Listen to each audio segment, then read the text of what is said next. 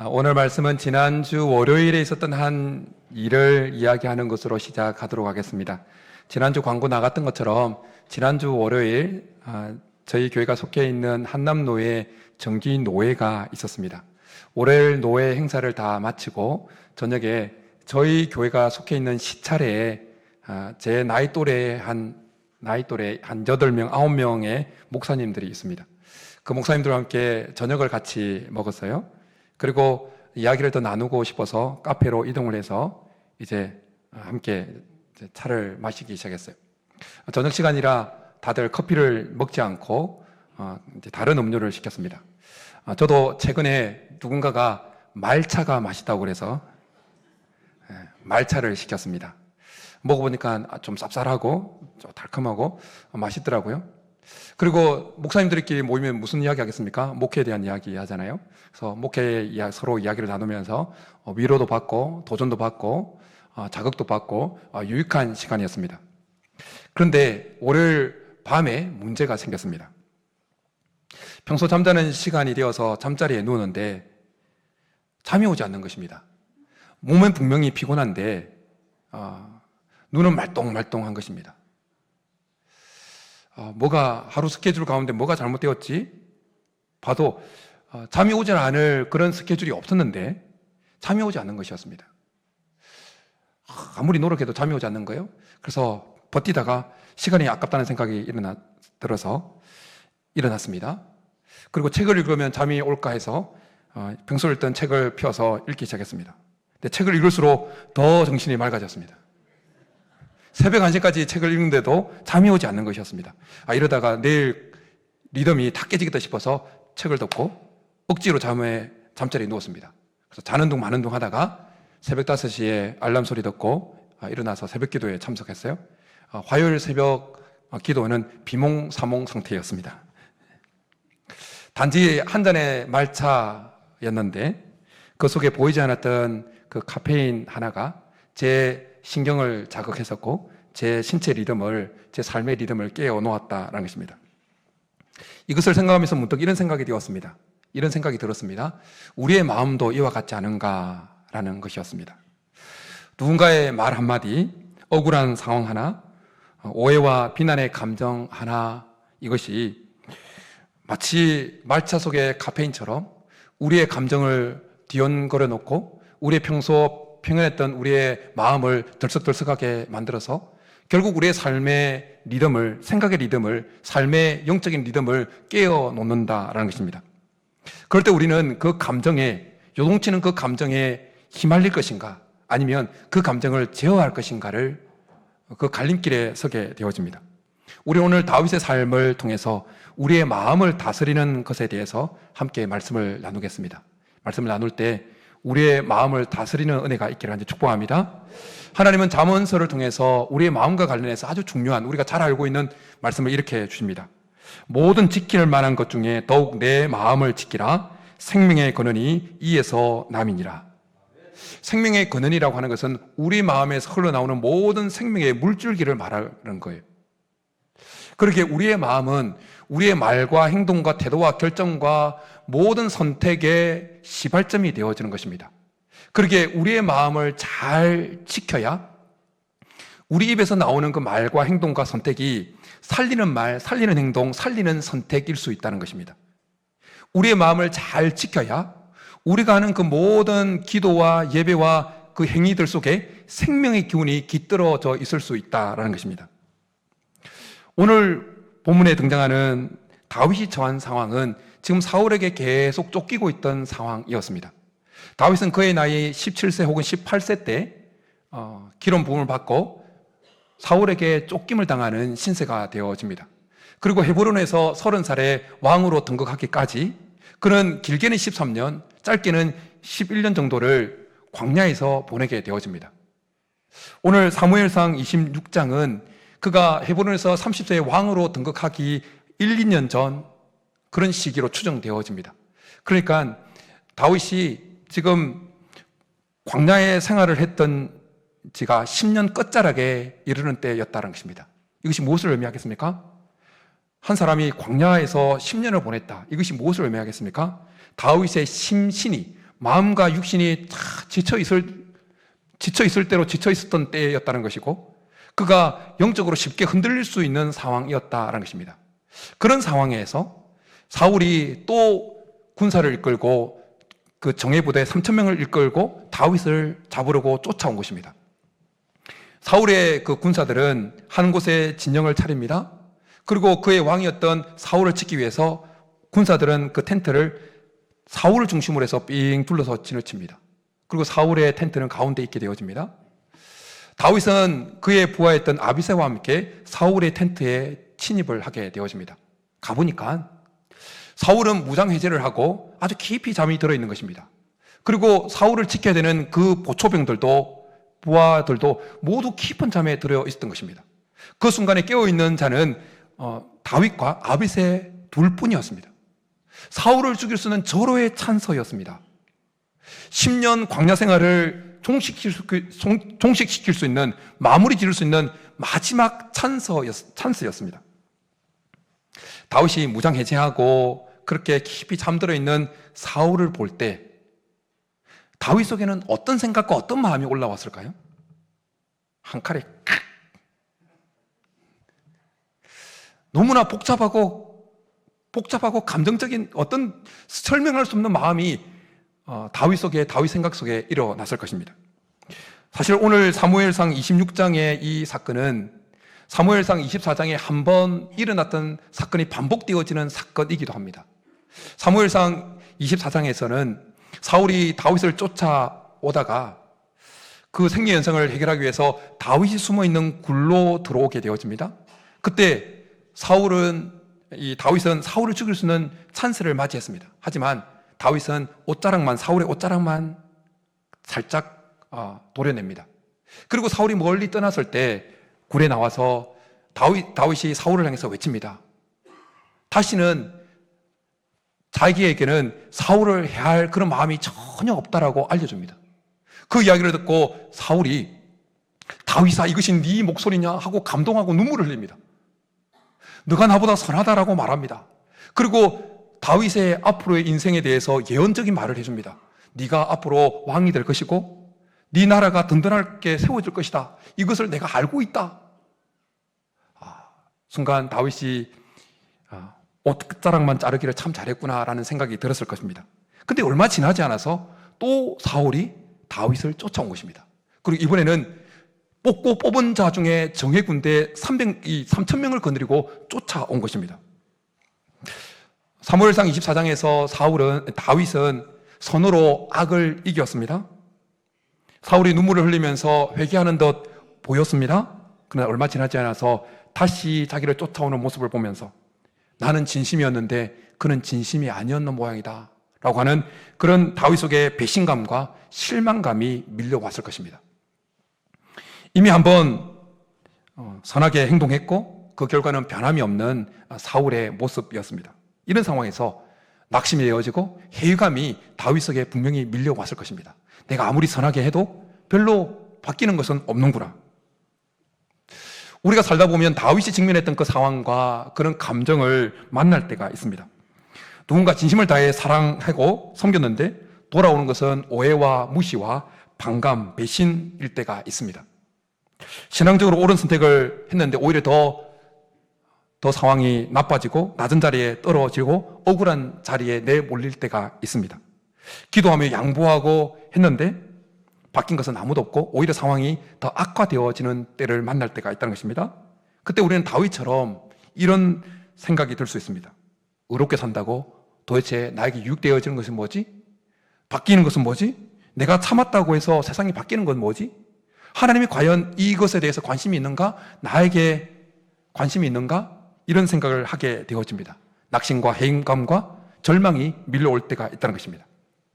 그런데 그런 상황에서 우리를 더 고통스럽게 하고 더 힘들게 하는 것은 우리 자신일 수가 있습니다. 한 번 더요. 그런 상황 가운데 우리를 더 힘들게 하고 더 고통스럽게 하는 존재는 다른 사람이 아니라 환경이 아니라 우리 자신일 수 있다는 것이에요. 지난주에 책을 읽는 중에 있었던 그 내용 중에 공감이 가는 참 고개가 끄덕여졌던 이런 내용이 있었어요. 스승이 제자에게 묻습니다. 만약 누군가의 화살에 맞으면 아프겠습니까? 제자가 대답합니다. 아픕니다. 또 스승이 묻습니다. 만약 똑같은 자리에 두 번째 화살을 맞으면 더 아프겠는가? 제자가 대답합니다. 몹시 아픕니다. 그러자 스승이 말합니다. 살아있는 한 누구나 화살을 피할 수 없다. 그러나 그 일로 인한 감정적 고통은 우리의 선택에 달려 있다. 첫 번째 화살은 실제 일어난 일이고 두 번째 화살은 감정적인 반응입니다. 이 땅을 살다 보면 우리는, 그리고 다른 사람들과 관계를 맺고 살아가다 보면 우리는 때로 비난과 오해와 실패와 그런 첫 번째 화살을 맞습니다. 그런데 고통은 대부분 그 실제 일어난 사건 때문에 더해지는 것이 아니라 그 실제 일어난 사건에 대해서 우리가 감정적으로 반응할 때 더 심해진다는 것입니다. 다른 사람들이 우리에게 준 상처를 계속 곱씹어 보는 것이 두 번째 화살을 쏘는 것입니다. 인생이 고통이라고 말하지만 그 인생을 더 고통스럽게 하는 것은 스스로에게 쏜 두 번째 화살이다라는 것입니다. 우리는 누군가가 우리에게 첫 번째 화살을 쏠 때 우리는 즉각적으로 두 번째 화살을 자신에게 쏩니다. 자책하고 오해하고 절망하면서 두 번째 화살을 우리에게 쏘면서 그 당한 고통을, 첫 번째 맞은 그 화살의 고통을 더 배로 증폭시켜 버린다는 것입니다. 한 여성이 20년 전에 이혼을 했습니다. 그 20년 동안 그녀는 전 남편의 나쁜 모습과 행동에 대해서 이를 갈면서 살았습니다. 그래서 자기 자식들에게, 만나는 사람에게 그 전 남편이 어떤, 참으로 얼마나 안 좋았던 인물인지 계속해서 이야기를 했습니다. 그리고 어떤 남자와도 깊은 관계를 가질 수가 없어서 한 달도 되지 못해서 헤어져야 했습니다. 왜냐하면 스스로 자기에게 쏜 두 번째 화살이 너무 많이 박혀 있어서 다른 남자들을, 다른 대상을 받아들일 만한 마음의 자리가 없었기 때문이었다는 것입니다. 분노로 인해서 그녀의 삶은 얼어붙었고 관계는 끊어졌고 철저히 제한적이 되어졌습니다. 결국 그녀는 백혈병 진단을 받고 난 이후에야 무덤까지 이 분노를 가지고 가면 안 되겠다는 것을 깨닫게 되어집니다. 그리고 지난날 20년 동안 사랑하지 못하고 흘려보냈던 그 허송한 세월이 아깝게 다가왔습니다. 지난 3월 안동을 비롯해서 그쪽 지역에 산불이 일어나서 수백 헥타르를 태웠습니다. 당시 뉴스를 보면 이 산불 중에 원인이 실화가 아니라, 잘못된 발화가 아니라 고의적인 방화범에 의해서 발생했다고 하는 뉴스가 있었습니다. 실화였다면, 그냥 갑자기 잘못해서 일어났다면 빠르게 진화되었을 것이지만 누군가가 고의적으로 돌아다니면서 불을 질렀기 때문에 그 불길을 잡기가 쉽지 않았다는 거예요. 불 자체보다 더 무서운 것은 그 불을 의도적으로 키운 존재였다는 것이에요. 우리의 마음에도 상처라는 작은 불씨가 생길 때가 있습니다. 누군가의 말 한마디, 배신, 오해, 무관심, 이것이 바로 첫 번째 화살입니다. 우리에게 꽂히는, 불로 치자면 실화예요. 실화. 그런데 이 불씨 자체는 우리의 인생에 가끔씩 던져집니다. 한 번씩 긁는 일이에요. 그러나 문제는 그 상처를 계속 곱씹어보고 생각하고 스스로 비난하고 상황을 왜곡해서 그렇게 오해하고, 왜 나만, 내가 잘못한 거냐? 그렇게 하나님에 대해서도 오해하고, 그렇게 하면서 두 번째 화살을 자기에게 쏘기 시작할 때 우리는 우리 마음의 방화범이 되어지는 거예요. 다른 사람이 내 마음에 불을 지르는 것이 아니라 스스로의 방화범이 되어진다는 것입니다. 그때부터 상대방이 쏜 작은 불씨는 우리 안에서 큰 안동의 산불처럼 번져가게 되어진다는 것입니다. 지금 다윗은 사울이 쏜 첫 번째 화살을 맞아서 고통을 받고 있는 상태였습니다. 그리고 그것이 10년 동안 지속되어졌습니다. 그리고 얼마 전에는 아주 큰 배신의 화살을 세게 맞은 상태였습니다. 그렇게 다윗의, 오늘 사무엘상 26장에 처했던 다윗의 마음은 흔들리기 참으로 쉬운 상태였습니다. 다윗은 그의 마음을 지키기가 참으로 힘든 상황이었습니다. 다윗의 마음은 사울로 인해서 일어난 그 불에 더 불을 지를 것인가, 아니면 소방수 역할을 해서 그 불을 끌 것인가라는 갈림길에 서 있는 상태였다는 것입니다. 그리고 무엇보다도 다윗 옆에는 다윗의 마음을 계속 충동질하는 한 존재가 있었다는 것입니다. 누굽니까? 함께 갔던 아비새입니다. 사울의 모습을 보고도 머뭇머뭇하는 그 다윗을 보고는 아비새가 다윗에게 이렇게 이야기해 줍니다. 하나님이 오늘 당신의 원수를 당신의 손에 넘기셨나이다. 그러므로 청하오니 내가 창으로 그를 찔러서 단번에 땅에 꽂게 하소서. 내가 그를 2번 찌를 것이 없으리이다. 아비새의 말은 매우 신학적으로 보였고 상황적으로도 논리적으로 여겨졌습니다. 왜냐하면 사울은 무장해제를 하고 자고 있는 상태였어요. 보초를 쓰는 사람도 다 자고 있는 상태였습니다. 그리고 다윗은 자기 손에 피를 묻히지 않고도 사울을 죽일 수 있는 상황이었습니다. 다윗 옆에서 다윗의 마음을 계속 충동질하고 있는 이 아비새의 모습을 보고 있노라면 성도된 우리의 마음에 계속해서 불을 지르라고 충동질하는 한 존재를 연상하게 되어집니다. 누구입니까? 사단마귀입니다. 바울은 성령의 감동하심을 입어서 에베소서 6장에서 성도된 우리의 마음에 계속 불화살을 쏘는 사단마귀의 존재가 있다고 우리에게 알려주고 있습니다. 그리고 그 불화살은 단일한 형태가 아니라 다양하고 다층적인 모습으로 다가온다는 사실을 모든 불화살이라고 하는 그 표현을 통해서 우리에게 말씀해 주고 있습니다. 사탄은 방화범처럼 우리에게 계속해서 불화살을, 불씨를 던집니다. 말 한마디, 실패 한마디, 무관심, 오해, 비난 이런 것을 통해서 의도적으로 우리의 마음에 불을 지피려고 합니다. 우리 속에 계속해서 첫 번째 화살을 맞았을 때 2번째 화살을 우리 스스로에게 쏘게 충동질을 한다는 것입니다. 그 말은 너를 무시하는 거야. 참기만 하면 바보지. 너는 왜 항상 당하기만 해? 넌 이제 끝났어. 말씀 맞지만 그 말씀은 너에게는 해당이 안 되는 거야. 너 같은 사람은 무슨 은혜를 받아? 그런 과거를 가지고 어떻게 하나님 앞에 나가서 은혜를 달라고 그래? 그 정도면 충분해. 피곤하잖아. 오늘 그냥 쉬어. 사단은 끊임없이 우리에게 분노와 복수심의 화살, 의심의 화살, 낙심의 화살, 죄책감과 정죄의 화살, 나태함과 무감각의 화살, 정말 다양한 다층적인 화살을 쏩니다. 그리고 그 모든 불화살은 직접적인 공격이 아니라 생각과 감정의 형태로 다가옵니다. 그래서 우리는 스스로 2번째 화살을 우리에게 쏘게 되어지는 것입니다. 다윗은 지금 자기에게 쏜 사울의 첫 번째 화살을 맞고 고통받고 있는 상태였고, 그리고 거기에다가 아비새가 옆에서 계속해서 스스로에게 불을 더 지르도록 충동질하는 상태에 있었습니다. 하지만 다윗은 자신의 마음에 2번째 화살을 쏘지 않습니다. 다윗은 그의 마음을 지켜냅니다. 다윗은 그 상황에서 자기 마음을 다스립니다. 만약 다윗이 그 순간에 자기 마음을 지키지 못해서 사울을 죽게 했다면 어떤 결과가 발생했을까요? 무엇보다도 다윗은 하나님의 타이밍을 따르지 못하고 먼저 앞서 나가는 잘못을 저지르야만 했을 거예요. 하나님의 기름 부음 받은 자를 제거한다는 것은 하나님의 보다 더 앞서 나가는 행위였기 때문에 하나님의 타이밍을 어기는 것이었어요. 그리고 만약 다윗이 자기의 마음을 지키지 못해서 사울을 죽였다면 이스라엘 민족 역사가 뒤바뀌었을 가능성이 있습니다.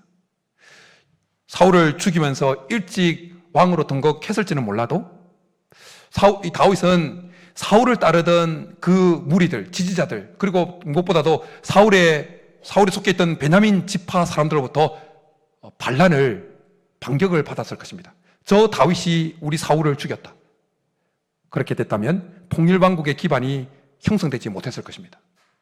그런가 하면 다윗이 자신의 마음을 다스리지 못해서 사울을 죽게 했다면 그는 왕이 되기 전에 왕의 자격을 박탈당했을 가능성이 많습니다. 하나님은 다윗이 이스라엘 왕으로 등극하기 전에 그가 그 마음에 일어나는 감정을 잘 다스리는 사람인지, 하나님이 사람보다 하나님을 더 두려워하는 사람인지를 테스트를 계속 해오셨어요. 그래서 오늘 우리가 읽은 12절에도 보면 있을 수 없는 일이 일어난 거예요. 모든 사람들이 잠들었던 이유가 뭐라고 오늘 12절은 말씀하고 있습니까? 이는 여호와께서 그들을 깊이 잠들게 하셨으므로 라고 말씀합니다. 하나님은 의도적으로 다윗을 테스트하시기 위해서 모든 사람을 깊이 잠들게 하셨다는 것입니다. 하나님이 사울로 하여금 무장해제하고 자도 되겠구나 하는 그 마음을 그렇게 하나님 불어넣으셨다는 거예요. 다윗을 테스트하기 위해서. 그러게 그 순간에 그 마음을 다스리지 못해서 사울을 죽였다. 그러면 하나님의 테스트를 통과하지 못하고 사울처럼 하나님 왕이 되는 자격을 박탈당했을 가능성이 많습니다. 무엇보다도 마음을 다스리지 못하고 사울을 스스로 다윗이 죽였다면 그 사울을 죽였다고 하는 그 죄책감과 자기 모순이 계속 남아 있었을 거예요. 사울을 죽였다면 다윗은 그 마음에 있는 하나님의 성전을 파괴하고 하나님을 밀어내는 격이었어요. 그렇기에 다윗이 그 순간에 두 번째 화살을 자기에게 쏘지 아니하고 자기 마음을 잘 다스렸다는 것은 왕위를 지킨 것이 아니라 사실은 자기 영혼을 지키는 것이었어요. 자기 영혼을 지켰던 거예요. 그리고 하나님의 테스트를 잘 통과할 수 있게 되어진 것입니다. 결국 통일 왕국을 형성하고 우리가 티칼리지에서 배우게 되어지는데 그 다윗 때 하나님 나라의 그 모습을 일시적이지만 이 땅에 임한 하나님의 그 완벽한 모습을 일시적이지만 하나님 나라의 모습을 보여주는 하나님의 귀한 통로로 쓰임받는 것을 보게 되어집니다. 다윗은 그 순간에 자신의 마음을 잘 지킴으로 잠언서 말씀처럼 생명의 근원이 계속 그 말과 행동과 선택이 살리는 말과 살리는 행동과 살리는 선택이 계속 흘러갈 수 있도록 했다는 것입니다. 그래서 여호와의 기름 부음 받은 자를 치는 것을 여호와께서 금하시나니 라는 그 말씀을 하게 만들고 창과 물병만 들고 가는 행동을 하게 만들었다는 것입니다. 성경에 등장하는 인물들을 보면 다윗처럼 자기 마음에 누군가로부터 쏜 화살에 고통을 받을다 할지라도 그 마음을 잘 다스렸던 인물들이 있었던가 하면 그렇지 못한 인물들도 있는 것을 보게 되어집니다. 자기 마음을 잘 다스렸던 대표적인 인물 요셉이지 않습니까? 요셉이 형들에게 팔려서 노예로 잡혀가고 누명을 쓰고 감옥에 갇히고 하는 가운데서도 그가 애굽의 총리가 되었을 때 형들에 대한 얼마나 마음이 복잡했겠습니까? 그러나 그 마음을 잘 다스리면서 용서를 합니다. 그렇게 함으로 인해서 하나님께서 아브라함을 통해서 아브라함의 자손이 하늘 자손들이 하늘의 별처럼 땅의 모래처럼 많아지리라는 그 약속이 계속 성취되게 만드는 도구로 통로로 요셉은 쓰임받게 되어집니다. 그런가 하면 우리 예수님은 배신과 고난과 모욕이라고 하는 그 십자가 그 심리적인 육체적인 고통 앞에서 자기 마음을 잘 다스립니다. 그래서 결국 부활의 주가 되고 승리의 주가 되어집니다. 하지만 구약의 가인은 자기 마음에 일어나는 그 분노를 잘 다스리지 못합니다. 하나님께서 야야 너 지금 그 마음이 지금 심각한데 경고를 해 주셨음에도 불구하고 마음을 다스리지 못해서 자기의 동생 아벨을 죽게 합니다. 그 결과 그는 땅에서 유리한 자가 되어집니다. 사울은 다윗에 대한 그 시기심, 그 마음에 일어나는 그 질투심을 다스리지 못해서 결국 다윗을 계속 쫓아다니면서 악한 귀신에 들리고 결국 블레셋과의 전투에서 스스로 목숨을 끊는 불행한 인생을 마감하게 되어집니다. 우리는 첫 번째 화살을 오랜 기간 동안 수없이 맞은 상태에서도 사울이 자기의 마음을 잘 다스림으로 좋은 결과를 얻은 것을 보면서 그리고 사울처럼 그렇게 자기의 마음을 다스렸던 그 사람들과 그 결과와 그렇지 못했던 사람들의 모습과 그 결과를 보면서 우리의 마음을 정말 잘 다스리는 것이 얼마나 중요한가를 뼈저리게 느끼게 되어집니다. 저는 오늘 예배에 참석한 우리 모두가 우리의 마음을 어떤 순간에도 잘 다스릴 수 있기를 간절히 축복합니다. 근데 문제는 이곳에 있는 저나 여러분이나 우리에게는 두 번째 화살을 쏘지 않을 능력이 거의 없다는 것입니다. 심지어 두 번째 화살을 쏘지 않을 그 능력이 아예 없다고 말해도 무방합니다. 인간의 본능은, 사람의 본능은 두 번째 화살에 기울어져 있습니다. 첫 번째 화살을 맞으면 두 번째 화살에 본능적으로 기울게 되어져 있습니다. 인간의 본능은 상처를 기억함으로 다시 그 상처에서 고통을 당하지 않으려고 하는 보호 본능이 시스템이 작동하는 것이 인간의 본능입니다. 그래서 상처를 입으면 그 상처를 계속해서 되씹어 보는 거예요. 왜 내가 이런 상처를 받았지? 내가 그때 무슨 행동을 했기 때문에, 내가 그때 어떤 반응을 했기 때문에 이런 굴욕을 당하고 이런 오해를 받고 이런 비난을 받고 상처를 입어야 되지? 계속 그걸 되씹어 보는 거예요. 본능상, 자기 보호 본능 때문에. 근데 이런 시스템이 과도하게 작동되어짐으로 인해서 스스로에게 가해자가 되어진다는 거예요. 스스로에게 두 번째 화살을 쏘는 자가 되어진다는 거예요.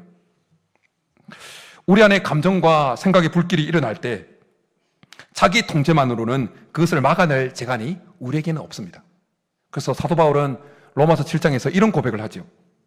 내 속 곧 내 육신 속에 선한 것이 거하지 않은 줄을 아노니 원함은 내게 있으나 선을 행하는 것은 없노라. 내가 원하는 바 선은 행하지 아니하고 도리어 원하지 않는 바 악을 행하는도다. 바울은 자기 안에 있는 의지의 한계에 대해서 고백을 하고 있는 것입니다. 원하는 마음은 있지만 내가 그것을 그렇게는 살 힘은 없다라고 하는 이 고백은 우리가 첫 번째 화살을 맞았을 때 두 번째 활시를 당기지 않을 능력이 우리에게 없다는 것을 잘 생각하게 만듭니다. 그러기에 우리는 첫 번째 화살을 맞았을 때 그런 순간에도 우리가 우리의 마음을 잘 다스리기 위해서는 성령의 능력이 필요함을 절감하게 되어집니다. 첫 번째, 누군가 우리에게 첫 번째 화살을 쏠 때 두 번째 화살을 우리에게 다시 쏘지 않기 위해서는 우리의 마음과 생각이 성령의 능력에 강하게 사로잡혀 있어야 되는 것입니다. 첫 번째 화살을 맞았을 때 사단 마귀가 우리 속에서, 우리 옆에서 계속해서 불을 지피도록 스스로에게 방화범이 되도록 충동질을 할 때 그 충동질에 농락당하지 않기 위해서는 우리 속에 성령의 능력이 더욱더 충만하게 거하고 있어야 될 줄 믿습니다. 성령님은 단순히 위로자가 아닙니다. 성령 하나님은 방화범처럼 다가오는 그런 생각과 감정을 멈추게 하는 거룩한 소방수인 것입니다. 그래서 바울은 성령의 감동하심을 입어서 로마서 8장에서 이렇게 말씀합니다. 육신의 생각은 사망이요 영의 생각은 생명과 평안이니라. 성령께서 우리의 생각을 붙들고 우리의 마음을 붙들 때 첫 번째 화살이 우리에게 꽂혀서 고통이 일어날 때 성령은 상처를 중심으로 그 고통을 해석하게 만들지 않고 말씀을 중심으로 해서 우리가 당하는 그 고통을 해석하게 만든다는 거예요. 바울은 성령의 감동하심을 입어서 갈라디아서 5장에서 성령의 열매에 대해서 이렇게 말씀해 주고 있습니다. 우리가 잘 알고 있는 대로 오직 성령의 열매는 사랑과 희락과 화평과 오래 참음과 자비와 양성과 충성과 온유와 절제니라고 말씀합니다. 우리가 성령의 능력에 사로잡혀 있을 때 성령의 능력에 사로잡혀 살아가도 첫 번째 화살을 맞는 것은 피할 수가 없습니다. 비가 왕창 쏟아질 때는 그냥 비를 맞을 수밖에 없어요. 그런데 그렇게 성령의 능력에 사로잡혀 살아갈 때 첫 번째 화살을 맞는다 할지라도 그 순간에 성령의 능력이 우리 속에 화평과 오래 참음과 인내와 절제를 우리 속에 작동시키게 만든다는 거예요. 그래서 두 번째 활시를 당기지 않도록 우리의 마음이 제어되도록 다스리도록 해 주신다는 것입니다. 상처라는 불씨가 생겼을 때 우리가 물을 뿌려야 되는 거죠. 불씨가 생겼으면 불을 꺼야 되니까. 그런데 우리의 물통은 너무 작은 거예요. 대신에 우리 속에 일어나는 감정의 불은 너무 큰 거예요. 결국 성령의 소방차가 도착해야만 그 불이 꺼지는 것입니다. 우리는 첫 번째 화살을 수없이 많이 맞고도 10년 기간 동안, 10년 넘는 기간 동안 수없이 맞고도 그 마음을 잘 제어했던, 다스렸던 다윗의 이 전체 인생, 오늘 우리가 읽은 본문은 한편 이 짧은 순간인데 다윗의 전체 인생을 보면서 우리의 마음을 다스리기 위해서는 참으로 성령의 능력이 필요하다는 것을 절감하게 되어집니다. 다윗의 전체 인생을 보면 다윗이 성령의 능력에 아주 강하게 사로잡혀 있었던 시기가 있었던가 하면 성령의 능력과는 별개로 아주 멀리 떨어져 있었던 시기도 있었다는 것을 알게 되어집니다. 다윗의 전체 인생을 보게 되어지면 성령의 능력에 가장 강하게 사로잡혀 있었던 때는 사울에게 쫓겨서 광야 생활하던 때였다는 것입니다. 그런가 하면 사울이 성령의 능력과는 아주 가장 멀리 떨어져 있었던 때는 다윗이 세상적인 기준에서 아주 최고의 절정기를 달리고 있었던 때였다는 것입니다. 광야에서 도망치면서 사울에게 쫓기던 시절 다윗은 인간적으로 너무 연약한 상태에 있었습니다. 사울의 추격에 대해서 불안하고 외롭고 때로는 굶주려야 됐고 추위에 떨어야 했습니다. 하지만 그런 시기에 다윗은 하나님과 가장 가까이 있었습니다. 성령의 능력에 가장 강하게 사로잡혀 있었습니다. 그래서 다윗이 그 광야 생활을 보내는 가운데서도 주옥 같은 시를 남기지 않습니까? 광야에서도 시를 쓰면서 하나님 앞에 사랑을 고백했습니다. 그 시 중에 시편 63편에 다윗이 이런 고백을 합니다. 내가 나의 침상에서 주를 기억하며 새벽에 주의 말씀을 작은 소리로 엎조릴 때 하오리니.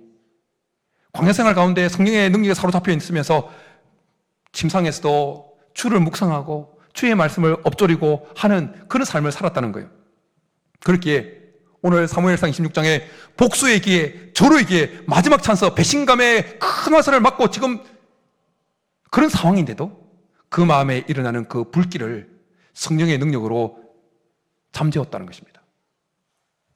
성령의 능력으로 믿음의 방패를 붙들고 아비새를 통해서 계속해서 충동질하는, 아비새를 통해서 계속해서 불화살을 쏘는 그 사단 마귀의 불화살을 막아낼 수가 있었다는 것입니다. 그러나 역설적이게도 다윗이 이스라엘의 왕이 되어 왕궁에 거하고 모든 것을 소유했을 때 그는 자기의 마음을 가장 지키지 못한 상태가 되어졌습니다. 경제적으로나 군사적으로나 종교적으로 모든 것이 안정되었고 필요한 모든 것을 다 갖추고 있던 그때, 인생의 가장 최고의 절정기를 달릴 때 다윗은 성령의 능력과는 가장 멀리 떨어져 있었습니다. 그래서 사무엘하 11장에 보면 저녁 때에 다윗이 침상에 일어나서 왕궁을 거니다가 저 멀리 목욕한 여인을 발견하게 되어집니다. 너무나 침상이라고 하는 똑같은 장소예요. 근데 너무나 대비가 되어집니다. 광야 생활할 때는 침상에서 일어날 때 주를 묵상하고 침상에서 주의 말씀을 엎조렸어요. 근데 모든 것이 다 갖춰져 있는 그 왕궁 시절에 그는 아주 저녁 늦게 침상에서 일어납니다. 그리고 침상에 일어나서 묵상하는 것이 아니에요. 그의 눈에 들어왔던 건 뭐였다고요? 목욕하는 여인이 들어왔어요. 주의 말씀이 들어온 것이 아니었습니다. 그 마음에 죄악을 범하고자 하는 유혹이 밀려올 때 그 마음을 다윗은 제어하지 못합니다. 마음을 지키지 못합니다. 결국 치명적인 두 가지 죄를 범했다는 걸 우리가 잘 알고 있습니다. 우리아 안에 바세바를 범하고 우리아를 충신 우리아를 살해 교사하는 죄를, 치명적인 죄를 범하게 되어집니다. 사랑하는 성도 여러분, 하나님 마음에 합한 사람이라고 일컬어졌던 다윗조차도 성령의 능력에 사로잡혀지 않았을 때는 이렇게 치명적으로 두 번째 화살을 자기에게 쏠 수밖에 없었고 무너질 수밖에, 자기 마음을 지키지 못할 수밖에 없었다는 사실을 안다면 우리는 얼마나 더 그러하겠냐라는 것입니다. 오늘 사무엘상 26장에서 다윗이 그 마음을 지킬 수 있었던 것은 다윗이라고 하는 사람 그 자체가 대단했기 때문이 아니었다는 것입니다. 다윗 속에 가득했던 성령의 능력이 대단했기 때문에 그 순간에 다윗이 자기 마음을 지킬 수 있었다라는 것입니다. 바라기는 저나 여러분이나 성령의 능력에 더 강하게 사로잡힐 수 있기를 축복합니다. 그래서 인생을 살아가면서 우리가 원하지 않는 첫 번째 화살을 누군가로부터 맞아서 고통이 밀려온다 할지라도 성령의 능력으로 우리의 마음을 잘 단돌이 할 수 있기를 축복합니다. 상처를 중심으로 해석하는 것이 아니라 성령의 능력에 사로잡혀서 말씀을 중심으로 그 상처를 해석하고 내 스스로 방화범이 되지 아니하고 우리 마음을 잘 지킬 수 있는 자들이 될 수 있기를 축복합니다. 그래서 마음을 잘 지킴으로 해서 잠언서 말씀처럼 우리에게서 나가는 그 말과 행동과 선택들이 다 살리는 말, 살리는 행동, 살리는 선택이 될 수 있기를 축복합니다. 뿐만 아니라 마음을 잘, 성령의 능력으로 우리의 마음을 잘 지킴으로 우리가 하는 기도와 예배와 삶 속에 언제나 생명이 깃들어 있는 우리의 삶이 될 수 있기를 주님으로 축복합니다. 이 시간 우리 말씀 생각하면서 마음이 상한 자를 고치시는 주님, 우리에게는 우리의 마음을 지킬 능력이 없음을 고백하면서 성령으로 채워지기를 간구하며 우리 말씀 생각하며 찬양하며 나가겠습니다.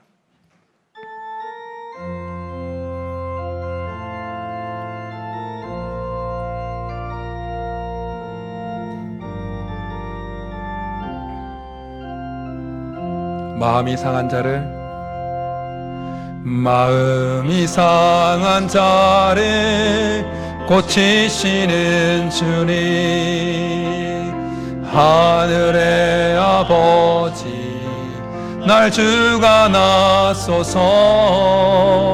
주의 길로 인도하사 자유케 하소서. 새 일을 행하사 분케 하소서.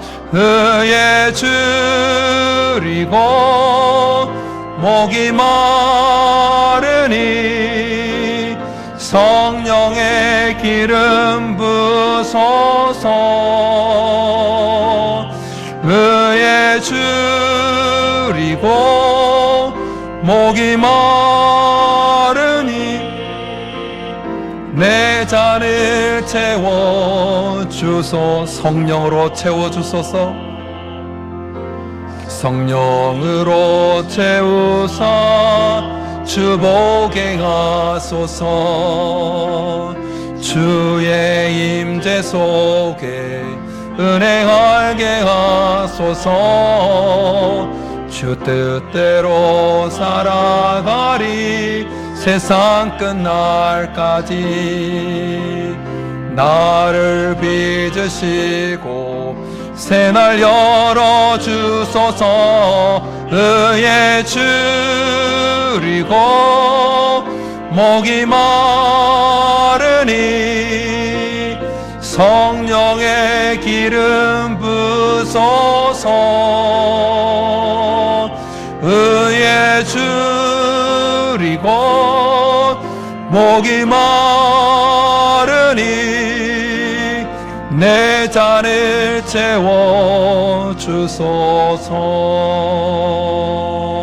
이 시간 우리의 말씀 생각하면서 같이 기도하며 나가겠습니다. 주님 앞에 우리의 마음의 연약함 고백하면서 우리가 첫 번째 누군가가 쏜 화살을 맞지 않고 살아갈 수는 없습니다. 원하든 원치 않든, 원치 않지만 누군가의 말 한마디로, 누군가의 비난과 오해로, 무관심으로 우리는 마음의 화살을 맞게 되어져요.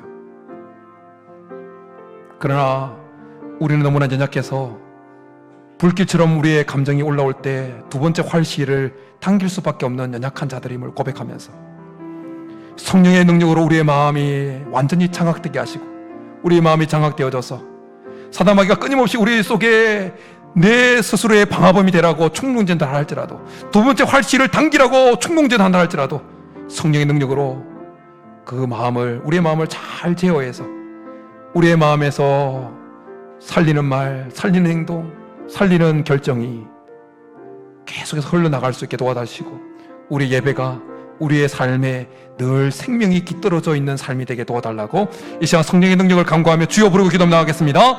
주여!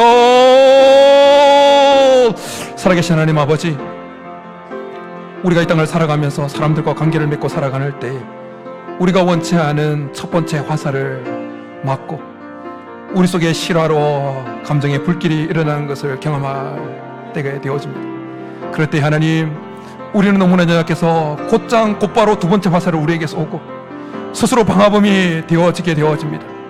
주님, 우리는 두 번째 화살을 쏘지 않을 능력이 우리에게 없음을 고백하며 나갑니다. 스스로 방화범이 되지 않을 능력이 우리에게 없음을 주님 앞에 고백합니다. 하나님, 성령의 능력으로 우리의 마음을 채워주시옵소서. 우리의 생각과 우리의 마음이 성령의 능력에 온전히 더 강력하게, 더 강렬하게 사로잡히게 도와주시옵소서. 그래서 우리의 마음을 성령의 능력으로 어떤 순간에도 잘 지키길 수 있게 도와주시옵소서. 그래서 우리의 마음이 하나님 앞에 받으심직가 되게 하시고 우리의 마음에서 살리는 말, 살리는 행동, 살리는 선택이 계속 흘러나가게 도와주옵시고 우리의 예배 속에, 우리의 기도 속에, 우리의 삶 속에 언제나 생명이 기운이 깃들어 있을 수 있게 도와주옵소서. 우린 연약합니다. 연약한 우리의 마음을 내어놓사오니 성령으로 채워주시고 성령의 능력으로 우리의 마음을 꽉 채워주셔서 강력하게 사로잡으셔서 이번 한 주도 마음을 다스리며 하나님의 복을 계속해서 누리는 우리 성도들 되게 도와주옵소서. 말씀을 드립니다.